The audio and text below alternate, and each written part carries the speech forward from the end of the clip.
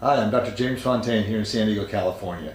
I want to introduce you to a short presentation I did. It's called Metabolic Syndrome, the Real Pandemic. Now, I'm not trying to take away from the seriousness of COVID-19 because of course that's a big issue, but fortunately COVID-19 will end. The problem with metabolic syndrome is it's killing more Americans than COVID-19. At this point, I don't see an end in sight. So please take a look at my presentation. Hope you enjoy it. Hi, it's Dr. Fontaine. I want to talk to you about metabolic syndrome, the real pandemic. Poor metabolic health is a significant risk factor for COVID-19, and it's something we really need to address. I don't really hear the media talking about this. I hear the media talking more about social isolation, waiting for vaccine and those sorts of things, which are all important, but they don't really solve a significant problem and a significant risk factor, and that's the fact that most Americans are not healthy. So in my opinion, physicians and healthcare consumers should focus on healthcare and not sick care. And we can do this by using a preventive medicine approach to healthcare, not the typical disease-centered approach. Because it's not all about COVID. COVID-19 is an important thing that we got to get a handle on, but there's also cardiovascular disease, diabetes, and dementia that's way too prevalent as just robbing Americans of their health. So what is the major risk factor for COVID-19? It's actually increased body fat, especially visceral fat, which is the fat around the organs, because that adversely affects the immune system due to too much inflammation. So even if we come up with a vaccine, overweight individuals are less likely to respond to that vaccine. So we'll still end up with a pandemic if Americans don't address their underlying overall poor health. Studies have shown that obesity is a higher risk factor to have a poor outcome with COVID-19 than even cardiovascular disease and lung disease. But it's not just about COVID-19. Obese people are at higher risk for death from even the common flu and heart attacks as well. 2 out of 3 people who have a heart attack have metabolic syndrome, regardless of whether their lipids are normal or not. So let me go over the medical definition of metabolic syndrome. It's defined by having 3 or more of the following: abdominal obesity with a waist circumference of more than 40 inches for men or 35 inches for women, high blood pressure more than 130/80, fasting triglyceride level greater than 150, a fasting blood glucose level over 100, or a hemoglobin A1C more than 5.7%, or a fasting HDL less than 40 in men or less than 50 in women. So let's talk about how prevalent metabolic syndrome is. 7 out of 8 Americans are metabolically unhealthy. They might not have all the criteria for metabolic syndrome, but they could have obesity, diabetes, cardiovascular disease, hypertension, and a lot of them don't even know they're metabolically unhealthy. You don't feel high blood pressure, for example. That's why we call it the silent killer. You don't typically feel prediabetes or diabetes type 2, at least in the initial phases. And 2 out of 3 people with a normal body mass index, or BMI, are metabolically unhealthy.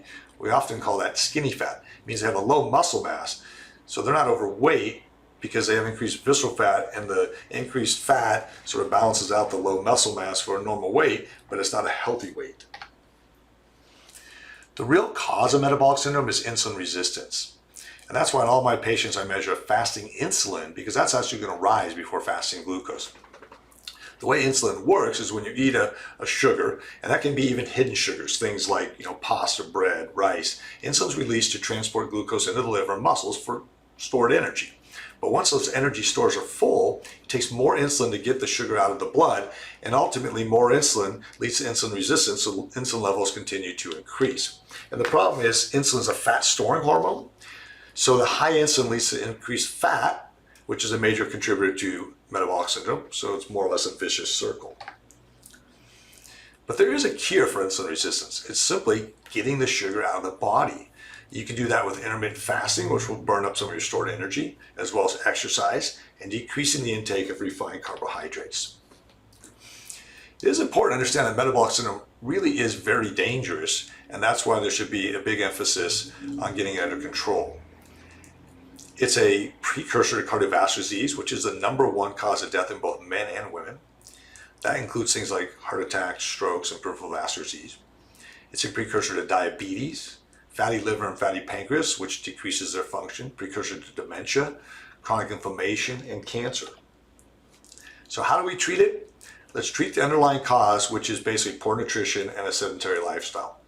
As far as nutrition, we want to do a low refined carbohydrate diet. So we want to eliminate the ultra processed foods that we see in the standard American diet, which is aptly named the SAD diet. That includes eliminating things like candy, pastries, breads, white rice, potatoes, white flour, etc.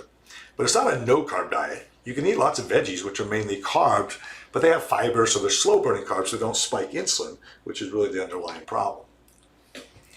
We can eat clean meat, so that would be things like wild caught salmon, as well as grass-fed and finished meats. Eats nuts and seeds and eggs, and that's just a beginning intro to nutrition. There's actually a lot more that can go along with it, but there's plenty of good things you can eat. We need to exercise. It's okay to continue with cardio exercise. That's a necessary thing, but it's also important as we get older to increase muscle mass. Typically, as we get older, we have something called sarcopenia, which is decreased muscle mass. So you got to continue to do resistance training as you get older. I think it's very important to optimize hormones because all hormones are good in the proper amount. As we get older, there tends to be a decline in hormones that are associated with a more youthful body composition, brain function, sexual function, and the good stuff.